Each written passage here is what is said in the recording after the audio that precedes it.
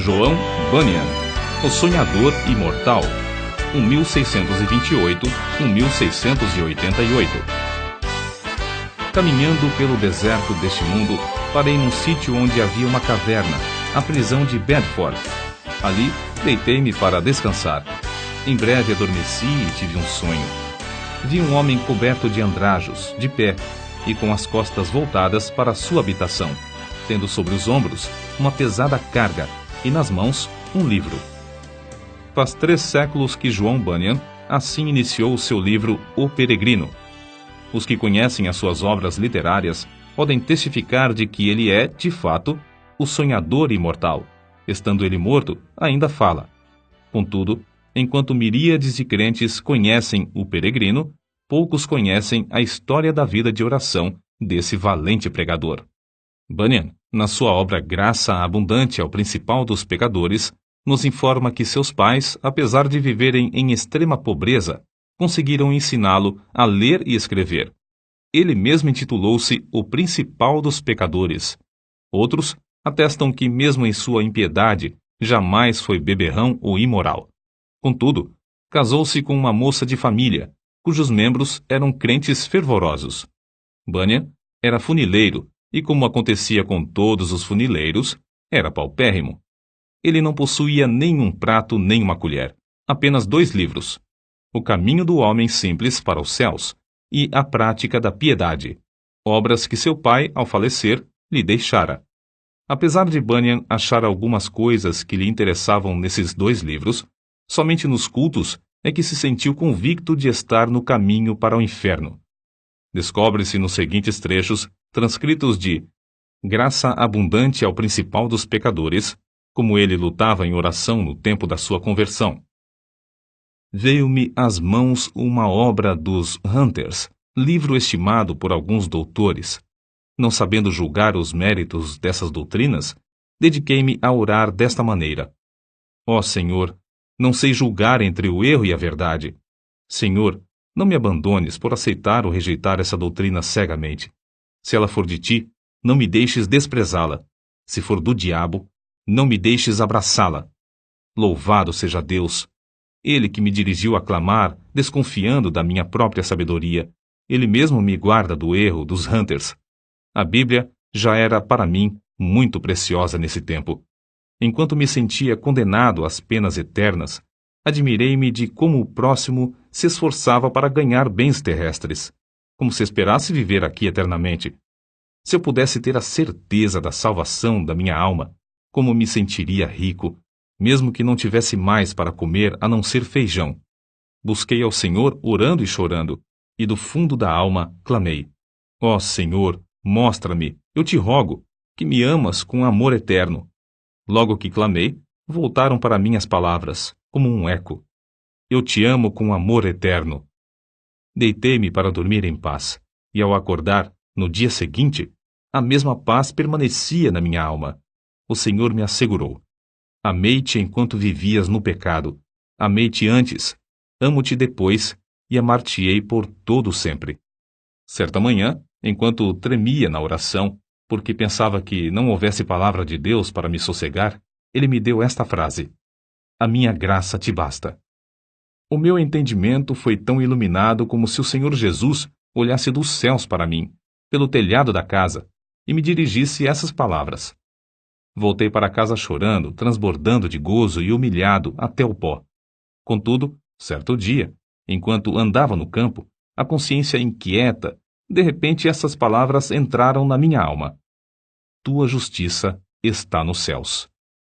E parecia que, com os olhos da alma, via Jesus Cristo à destra de Deus, permanecendo ali como minha justiça. Vi, além disso, que não é o meu bom coração que torna a minha justiça melhor, nem que a prejudica, porque a minha justiça é o próprio Cristo, o mesmo ontem, hoje e para sempre. As cadeias, então, caíram-me das pernas. Fiquei livre das angústias. As tentações perderam a força. O horror da severidade de Deus não mais me perturbava, e voltei para casa regozijando-me na graça e no amor de Deus.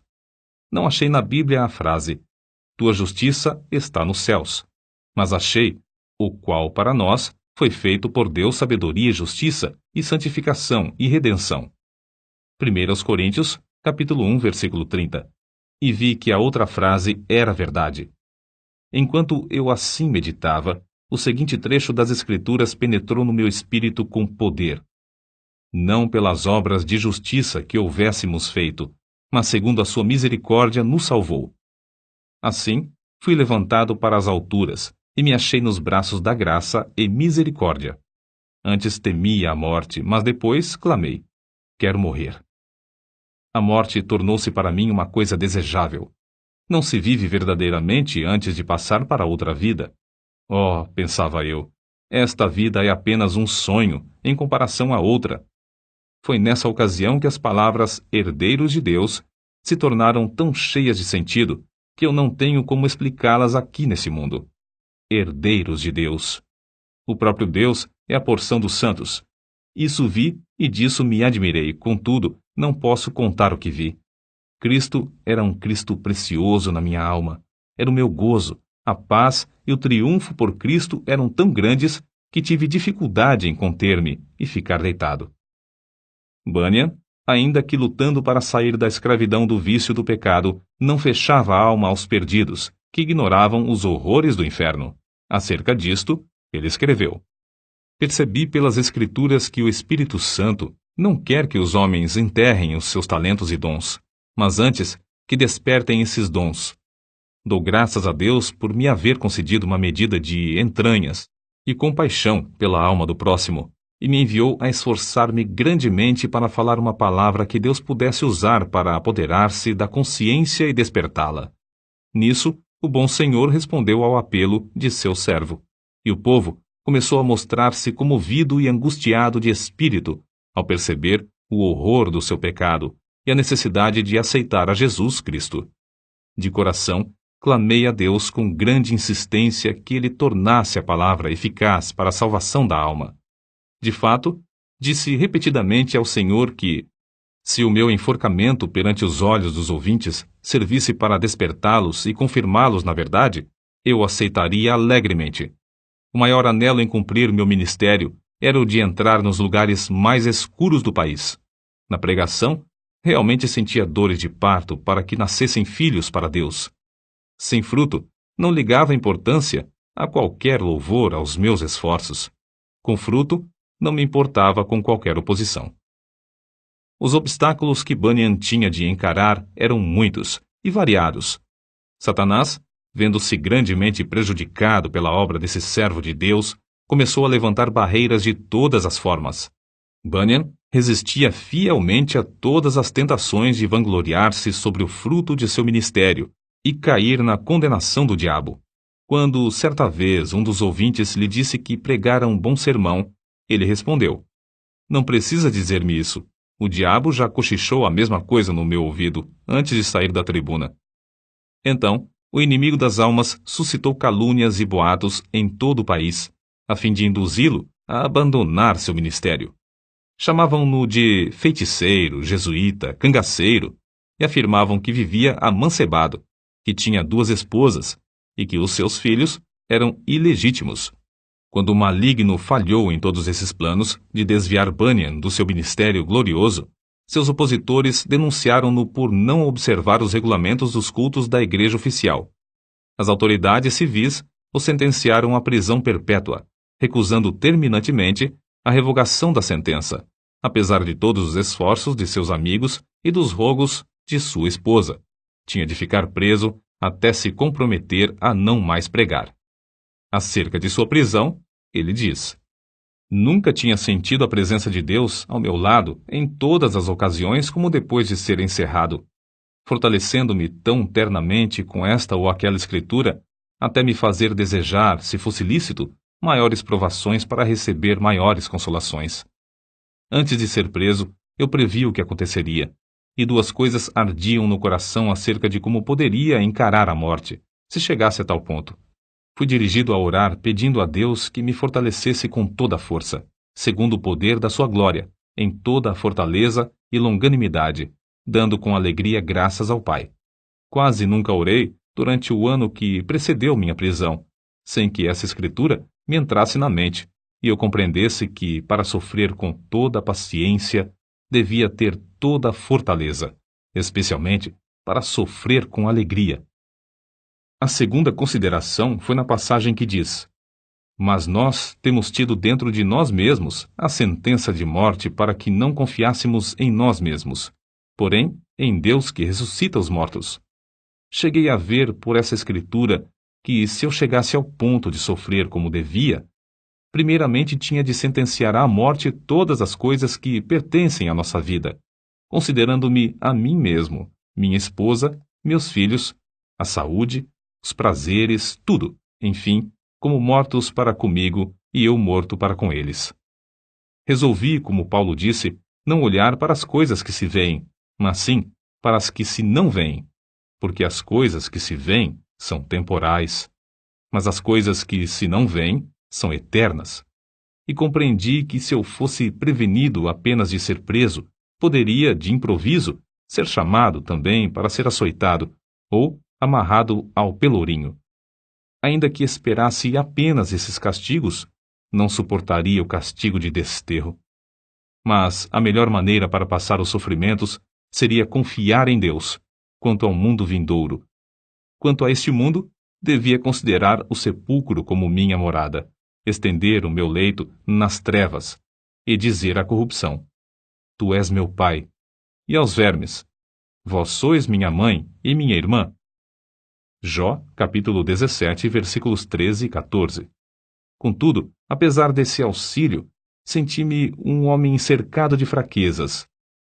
A separação da minha esposa e de nossos filhos aqui na prisão torna-se, às vezes, como se fosse a separação da carne dos ossos. E isto não somente porque me lembro das tribulações e misérias que meus queridos têm de sofrer, especialmente a filhinha cega. Minha pobre filha, quão triste é a tua porção neste mundo. Serás maltratada, pedirás esmolas, passarás fome, frio, nudez e outras calamidades. Oh, os sofrimentos da minha ceguinha quebrar-me-iam o coração aos pedaços. Eu meditava muito também sobre o horror ao inferno dos que temiam a cruz, a ponto de se recusarem a glorificar a Cristo, suas palavras e leis perante os filhos dos homens. Além do mais, pensava sobre a glória que ele preparara para os que, em amor, fé e paciência, testificavam dele. A lembrança destas coisas servia para diminuir a mágoa que sentia ao lembrar-me de que eu e meus queridos sofríamos pelo testemunho de Cristo. Nem todos os horrores da prisão abalaram o espírito de João Bunyan. Quando lhes ofereciam a sua liberdade sob a condição de ele não pregar mais, respondia: Se eu sair hoje da prisão, pregarei amanhã, com o auxílio de Deus. Mas se alguém pensar que, afinal de contas, João Bunyan era apenas um fanático, deve ler e meditar sobre as obras que nos deixou. Graça abundante ao principal dos pecadores, chamado ao ministério, o peregrino, a peregrina, a conduta do crente, a glória do templo, o pecador de Jerusalém é salvo, as guerras da famosa cidade de alma humana, a vida e a morte de homem mau, o sermão do monte, a figueira infrutífera, discursos sobre oração, o viajante celestial, gemidos de uma alma no inferno, a justificação é imputada, entre outros. Passou mais de 12 anos encarcerado. É fácil dizer que foram 12 longos anos, mas é difícil conceber o que isso significa. Passou mais da quinta parte da sua vida na prisão, na idade de maior energia. Foi um quacre, chamado Whitehead, que conseguiu a sua libertação. Depois de liberto, pregou em Bedford, Londres, e muitas outras cidades. Era tão popular que foi alcunhado de Bispo Bunyan. Continuou seu ministério fielmente até a idade de 60 anos, quando foi atacado de febre e faleceu. O seu túmulo é visitado por dezenas de milhares de pessoas. O orador, o escritor, o pregador, o professor da escola dominical e o pai de família, cada um conforme o seu ofício, podem lucrar grandemente com o estudo do estilo e méritos de seus escritos, apesar de ele ter sido apenas um humilde funileiro sem instrução. Mas como se pode explicar o maravilhoso sucesso de Bunyan? Como pode um iletrado, pregar como ele pregava e escrever num estilo capaz de interessar à criança e ao adulto, ao pobre e ao rico, ao douto e ao indouto. A única explicação do seu êxito é que ele era um homem em constante comunhão com Deus. Apesar de seu corpo estar preso no cárcere, a sua alma estava liberta, porque foi ali, numa cela, que John Bunyan teve as visões descritas nos seus livros. Visões muito mais reais do que os seus perseguidores e as paredes que o cercavam. Depois de desaparecerem os perseguidores da terra e as paredes virarem pó, o que Bunyan escreveu continua a iluminar e alegrar todas as terras e gerações. O que vamos citar mostra como Bunyan lutava com Deus em oração. Há na oração o ato de desvelar a própria pessoa, de abrir o coração perante Deus, de derramar afetuosamente a alma em pedidos, suspiros e gemidos. Senhor, disse Davi, diante de ti está todo o meu desejo, e o meu gemido não te é oculto. Salmo capítulo 38, versículo 9. E outra vez, a minha alma tem sede de Deus, do Deus vivo. Quando entrarei e me apresentarei ante a face de Deus? Quando me lembro disto, dentro de mim, derramo a minha alma. Salmos, capítulo 42, versículos 2 ao 4. Note, derramo a minha alma. É um termo demonstrativo de que, em oração, sai a própria vida e toda a força para Deus.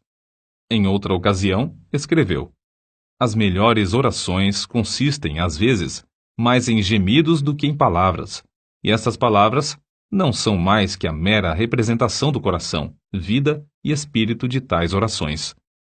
Como ele insistia e importunava em oração a Deus, fica claro no trecho seguinte.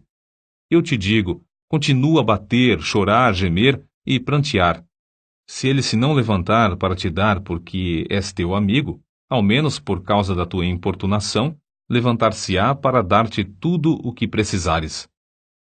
Sem contestação, o grande fenômeno da vida de John Bunyan consistia no seu conhecimento íntimo das Escrituras, as quais amava, e na perseverança em oração ao Deus que adorava.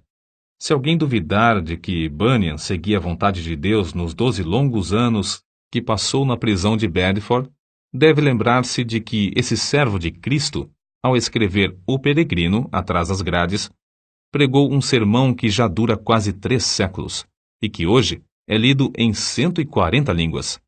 É o livro de maior circulação depois da Bíblia.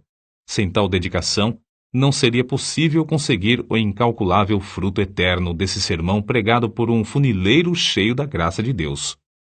Nota: Quakre forma aportuguesada de Quakers, como eram mais conhecidos os membros da Sociedade dos Amigos, nome de uma comunidade de cristãos protestantes surgida no século XVII. No início, eram seguidores de um pregador leigo, o inglês George Fox, que, em 1647, começou a pregar a doutrina de Cristo dentro. Todas as pessoas podem sentir a palavra de Deus em suas almas, caso se esforcem para ouvi-la. Interpretavam literalmente as palavras de Jesus Cristo nas Escrituras. Eram contra prestar juramentos e contra a guerra. Destacavam-se sempre pela solidariedade. Em 1947, os comitês britânico e americano de socorro Quaker Internacional receberam o Prêmio Nobel da Paz. Enciclopédia em Carta.